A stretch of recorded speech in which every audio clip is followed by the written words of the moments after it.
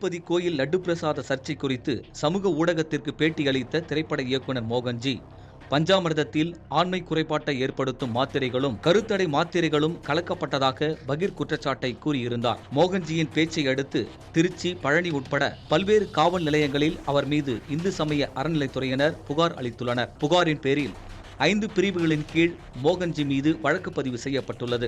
Trichy SP Varun Kumar உத்தரவை தொடர்ந்து சென்னை ராயபுரத்தில் தனது வீட்டில் இருந்த மோகன்ஜியை தனிப்படை காவல்துறையினர் கைது செய்தனர். தொடர்ந்து திருச்சி குற்றவியல் 3ஆம் எண் நீதிமன்ற நீதிபதி முன்பாக மோகன்ஜி ஆஜர்படுத்தப்பட்டார். அப்போது மோகன்ஜி பேட்டியை முழுமையாக ஆய்வு செய்த நீதிபதி அவர் கைதுக்கான முகாந்திரம் இருப்பதாக தெரிவித்தார். அதே சமயம் கைது செய்த விதம் சட்டவிரோதமானது என்றும், நேரில் ஆஜராக நோட்டீஸ் கொடுத்த காவல்துறையினர் பிற்பகல் 3 மணி வரை காத்திருக்காமல் முன்கூட்டியே கைது செய்தது ஏன் என விமர்சித்தார். பின்னர் இயக்குனர் மோகன்ஜியை நீதிபதி பிணையில் விடுவித்தார்.